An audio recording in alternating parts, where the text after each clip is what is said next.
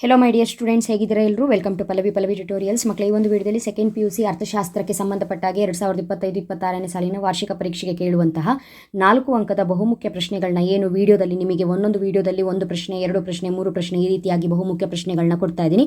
ಅದಕ್ಕೆ ಸಂಬಂಧಪಟ್ಟಾಗೆ ಇದು 9ನೇ ವಿಡಿಯೋ. ಈ ವಿಡಿಯೋದಲ್ಲಿ ಕೊಡ್ತಾ ಇರುವಂತಹ 2 ಬಹುಮುಖ್ಯ ಪ್ರಶ್ನೆ: ಹೂಡಿಕೆ ಬಿಂಬಕವನ್ನು ರೇಖಾಚಿತ್ರದೊಂದಿಗೆ ವಿವರಿಸಿ, ಹೂಡಿಕೆ ಬಿಂಬಕವನ್ನು ರೇಖಾಚಿತ್ರದೊಂದಿಗೆ ವಿವರಿಸಿ ಹಾಗೂ ವ್ಯಾಪಾರ ಬಾಕಿ ಪರಿಕಲ್ಪನೆಯನ್ನು ಕುರಿತು ಬರೆಯಿರಿ. ಇದೆರಡೂ ಕೂಡ ಇಂಪಾರ್ಟೆಂಟ್ ಆಗಿರುತ್ತೆ. ಸೊ ನಿಮಗೆ ಮೊದಲನೇ ನಾನು ಆಲ್ರೆಡಿ 4 ಅಂಕದ ಬಹುಮುಖ್ಯ ಪ್ರಶ್ನೆಗಳು ಯಾವುದು ಅನ್ನೋದನ್ನು ಹೇಳಿಬಿಟ್ಟಿದ್ದೆ.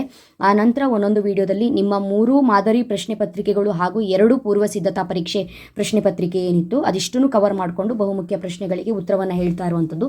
ನಿಮ್ಮ ಹತ್ರನೇ ಆನ್ಸರ್ ಇದ್ದರೆ ನೀವು ಅದಕ್ಕೆ ಕೂಡ ಸ್ಟಡಿ ಆಗ್ಬೋದು. ಸೊ ಇದು 4 ಅಂಕಕ್ಕೆ ಸಂಬಂಧಪಟ್ಟಾಗೆ ಇದು ಕೊನೆಯ ವಿಡಿಯೋ ಆಗಿರುತ್ತೆ. ನೆಕ್ಸ್ಟ್ ವಿಡಿಯೋದಲ್ಲಿ 6 ಅಂಕದ ಬಹುಮುಖ್ಯ ಪ್ರಶ್ನೆಗಳು ಯಾವುದು ಅನ್ನೋದನ್ನು ಹೇಳ್ತಾ ಇದ್ದೀನಿ. ಸೊ 10 ವಿಡಿಯೋ ಆಗುತ್ತೆ ಕರೆಕ್ಟಾಗಿ. ಇನ್ನು ಅಪ್ಲೋಡ್ ಆಗುವಂಥದ್ದು 2 ವಿಡಿಯೋ ಇದೆ. ಹಾಗಾಗಿ ಟೋಟಲ್ ಆಗಿ 10 ವಿಡಿಯೋ ನಿಮ್ಮ 4 ಅಂಕಕ್ಕೆ ಸಂಬಂಧಪಟ್ಟಿರುವಂಥ ವೀಡಿಯೋಸ್ಗಳಿದೆ. ಅಷ್ಟು ವೀಡಿಯೋಸ್ಗಳನ್ನ ವಾಚ್ ಮಾಡಿಕೊಂಡ್ರೆ ಉತ್ತಮ ಅಂಕಗಳನ್ನ ನೀವು ಪಡೆದುಕೊಳ್ಬಹುದು.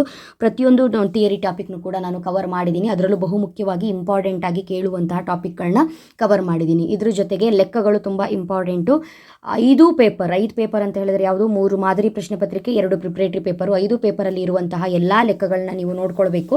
ಹಾಗಾಗಿ ಅದಿಷ್ಟು ಲೆಕ್ಕಗಳನ್ನ ಅಪ್ಲೋಡ್ ಮಾಡಿರುವಂತಹ ವೀಡಿಯೋಸ್ಗಳ ಲಿಂಕು ನಿಮಗೆ ಈ ಪ್ಲೇ ಲಿಸ್ಟಲ್ಲಿ ಸಿಗುತ್ತೆ, ಹೋಗ್ಬಿಟ್ಟು ವಾಚ್ ಮಾಡಬಹುದು.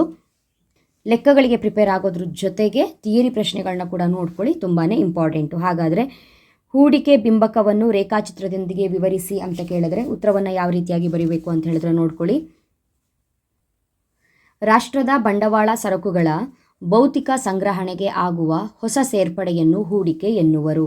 ರಾಷ್ಟ್ರದ ಬಂಡವಾಳ ಸರಕುಗಳ ಭೌತಿಕ ಸಂಗ್ರಹಣೆಗೆ ಆಗುವ ಹೊಸ ಸೇರ್ಪಡೆಯನ್ನು ಹೂಡಿಕೆ ಎನ್ನುವರು. ಹೂಡಿಕೆ ಮತ್ತು ಆದಾಯದ ನಡುವಿನ ಕ್ರಿಯಾವಲಂಬಿ ಸಂಬಂಧವನ್ನು ಹೂಡಿಕೆ ಬಿಂಬಕ ಎನ್ನುವರು. ಹೂಡಿಕೆ ಮತ್ತು ಆದಾಯದ ನಡುವಿನ ಕ್ರಿಯಾವಲಂಬಿ ಸಂಬಂಧವನ್ನು ಹೂಡಿಕೆ ಬಿಂಬಕ ಎನ್ನುವರು.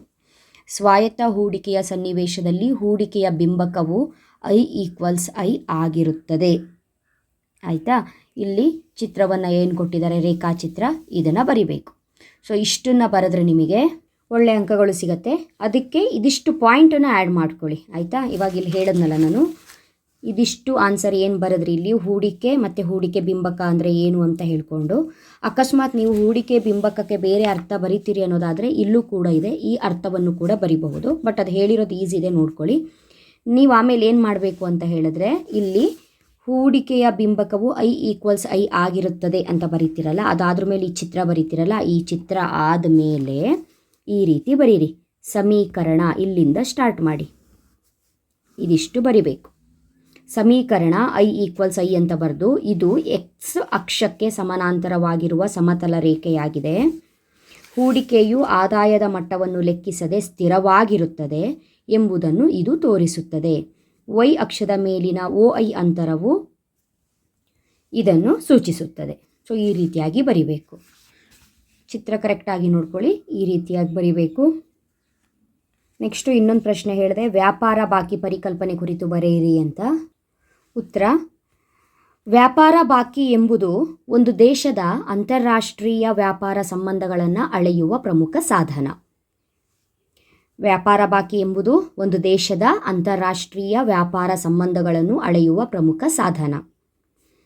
ಅರ್ಥ: ಒಂದು ನಿರ್ದಿಷ್ಟ ಅವಧಿಯಲ್ಲಿ ಒಂದು ದೇಶವು ಪ್ರಪಂಚದ ದೇಶಗಳೊಂದಿಗೆ ಮಾಡಿದ ಸರಕುಗಳ ರಫ್ತು ಮತ್ತು ಸರಕುಗಳ ಆಮದುಗಳ ಮೌಲ್ಯದ ನಡುವಿನ ವ್ಯತ್ಯಾಸವನ್ನು ವ್ಯಾಪಾರ ಬಾಕಿ ಎಂದು ಕರೆಯಲಾಗುತ್ತದೆ.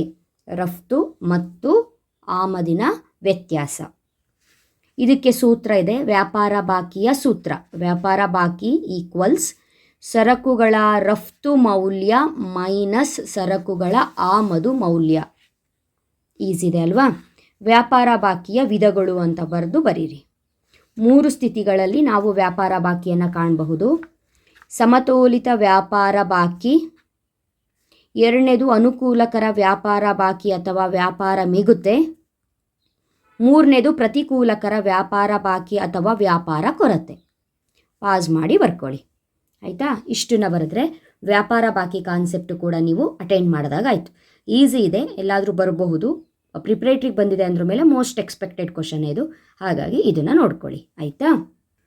ಅಕಸ್ಮಾತ್ ನಿಮಗೆ ವ್ಯಾಪಾರ ಬಾಕಿ ಕೇಳಲಿಲ್ಲ ಅಂತ ಅಂದ್ಕೊಳ್ಳಿ, ಆ ಜಾಗದಲ್ಲಿ ಎರಡೇ ವ್ಯಾಪಾರ ಬಾಕಿ ಕೇಳಲಿಲ್ಲ ಅಂತ ಹೇಳಿದ್ರೆ ಮುಕ್ತ ಆರ್ಥಿಕತೆಯ 3 ಕೊಂಡಿಗಳನ್ನು ಕುರಿತು ಬರೆಯಿರಿ ಅಂತ ಕೇಳ್ತಾರೆ. ಇದು ಕೂಡ ಈಸಿ ಇದೆ, 3 ಪಾಯಿಂಟನ್ನು ಬರ್ಕೊಳ್ಳಿ. ಮುಕ್ತ ಆರ್ಥಿಕತೆಯ 3 ಕೊಂಡಿಗಳು: ಆಧುನಿಕ ಆರ್ಥಿಕತೆಗಳು ಮುಕ್ತ ಆರ್ಥಿಕತೆಗಳಾಗಿವೆ. ಜಗತ್ತಿನ ಇತರೆ ಆರ್ಥಿಕತೆಗಳೊಂದಿಗಿನ ಸಂವಹನವು ಆಯ್ಕೆಗಳನ್ನು ವಿಶಾಲವಾದ 3 ಮಾರ್ಗಗಳಲ್ಲಿ ವಿಸ್ತರಿಸಿದೆ. ಈ ಆಯ್ಕೆಗಳನ್ನು ಮುಕ್ತ ಆರ್ಥಿಕತೆಯ 3 ಕೊಂಡಿಗಳೆನ್ನುತ್ತಾರೆ ಆಯಿತಾ. ಒಂದನೇದು ಉತ್ಪನ್ನ ಮಾರುಕಟ್ಟೆ ಕೊಂಡಿ, ಅಥವಾ ನೀವು ಸರಕು ಮಾರುಕಟ್ಟೆ ಕೊಂಡಿ ಅಂತ ಬರೀಬಹುದು. ಹಣಕಾಸು ಮಾರುಕಟ್ಟೆ ಕೊಂಡಿ, ಶ್ರಮದ ಮಾರುಕಟ್ಟೆ ಕೊಂಡಿ. ಇದು 3 ಮುಕ್ತ ಆರ್ಥಿಕತೆಯ 3 ಕೊಂಡಿಗಳು ಯಾವುದು? ಉತ್ಪನ್ನ ಮಾರುಕಟ್ಟೆ ಕೊಂಡಿ, ಹಣಕಾಸು ಮಾರುಕಟ್ಟೆ ಕೊಂಡಿ, ಶ್ರಮದ ಮಾರುಕಟ್ಟೆ ಕೊಂಡಿ. ಪಾಸ್ ಮಾಡಿ ಬರ್ಕೊಳ್ಳಿ. ಆನ್ಸರ್ ನಿಮ್ಮ ಹತ್ರ ಇರಬಹುದು, ಇಲ್ಲ ಅಂದರೆ ಇದನ್ನು ಬರ್ಕೊಳ್ಳಿ. ಈ 3 ಪಾಯಿಂಟನ್ನು ಬರೆದು ಬಂದರೆ ಇದು 4 ಅಂಕದ ಪ್ರಶ್ನೆ. ಈ ಪ್ರಶ್ನೆಗೆ ಇಷ್ಟು ಪಾಯಿಂಟ್ ಬರೆದಿದ್ದಕ್ಕೆ 2 ಅಂಕ ಕೊಡ್ತಾರೆ. ಇಲ್ಲೊಂದು 2 ಲೈನು ಅರ್ಥ ಬರೆದು ನೀವು ಸ್ಟಾರ್ಟ್ ಮಾಡಿ 3 ಪಾಯಿಂಟನ್ನು ಬರೆದಿಟ್ಟು ಬಂದರೂ ಕೂಡ 2 ಅಂಕ ಕೊಡ್ತಾರೆ. ಹಾಗಾಗಿ ಕೆಲವೊಂದು ಪ್ರಶ್ನೆಗಳನ್ನ ಏನೂ ಬರೀದೆ 0 ತಗೊಳ್ಳೋದಕ್ಕಿಂತ ಅಟೆಂಡ್ ಮಾಡಿ 2 ತಗೊಳ್ಳೋದು ಬೆಸ್ಟು. ಹಾಗಾಗಿ ಪ್ರಶ್ನೆಗಳನ್ನ ಕರೆಕ್ಟಾಗಿ ನೋಡ್ಕೊಳ್ಳಿ. ಮುಕ್ತ ಆರ್ಥಿಕತೆಯ 3 ಕೊಂಡಿಗಳನ್ನ ಹೇಳಿದ್ದೀನಿ, ಅಥವಾ ವ್ಯಾಪಾರ ಬಾಕಿಯ ವಿಧಗಳನ್ನ ನೋಡ್ಕೊಳ್ಳಿ ಅಂತ ಹೇಳಿದ್ದೀನಿ. ಓಕೆನಾ? ಸೊ ಇದಿಷ್ಟು ಕೂಡ 4 ಅಂಕಕ್ಕೆ ಸಂಬಂಧಪಟ್ಟಂತೆ ಪ್ರಶ್ನೆ ಹಾಗೂ ಉತ್ತರಗಳು. ಮುಂದಿನ ವಿಡಿಯೋದಲ್ಲಿ 6 ಅಂಕದ ಬಹುಮುಖ್ಯ ಪ್ರಶ್ನೆಗಳು ಯಾವುದು, ಪ್ರಶ್ನೆಗಳ ಲಿಸ್ಟನ್ನು ಕೊಡ್ತೀನಿ. ಉತ್ತರಗಳು ಆಲ್ಮೋಸ್ಟ್ ನಿಮಗೆ ಇವಾಗ ನೀವೇನು ಎಕ್ಸ್ಪೆಕ್ಟ್ ಮಾಡಿರ್ತೀರಿ ಅದೇ ಕ್ವಶನ್ಸ್ಗಳೇ ಮೋಸ್ಟ್ ಇಂಪಾರ್ಟೆಂಟು. ಸೊ ಆದರೆ ಉತ್ತರವನ್ನು ಅಪ್ಲೋಡ್ ಮಾಡ್ತೀನಿ, ಇಲ್ಲಾಂದರೆ ಕ್ವಶನ್ಸ್ ಅಂತೂ ಕೊಡ್ತೀನಿ. ಎಕ್ಸಾಮ್ ಹತ್ರ ಬಂತು, ಸ್ಟಡಿಯಾಗಿ 6 ಮಾರ್ಕ್ಸಿನ ಕ್ವಶನ್ಸನ್ನು ಅಪ್ಲೋಡ್ ಮಾಡಿದ ತಕ್ಷಣ ನೋಟಿಫಿಕೇಷನ್ ಬರಬೇಕು ಅಂದರೆ ಜಸ್ಟ್ ಸಿಂಪಲ್ ನಮ್ಮ ಚಾನಲ್ ಪಲ್ಲವಿ ಟ್ಯುಟೋರಿಯಲ್ಸ್ನ ಸಬ್ಸ್ಕ್ರೈಬ್ ಮಾಡಿಕೊಂಡು ಆಲ್ ಬಟನ್ನ ಕ್ಲಿಕ್ ಮಾಡ್ಕೊಂಡ್ರಾಯ್ತು. ವಿಡಿಯೋ ಬಂದ ತಕ್ಷಣ ನೋಟಿಫಿಕೇಷನ್ ಬರುತ್ತೆ ಮಕ್ಕಳೇ. ಓಕೆನಾ? ಮುಂದಿನ ವಿಡಿಯೋದಲ್ಲಿ ಮತ್ತೆ ಸಿಗ್ತೀನಿ. ಅಲ್ಲಿವರೆಗೂ ಚೆನ್ನಾಗಿ ಓದ್ಕೊಳ್ಳಿ. Thank you. All the best.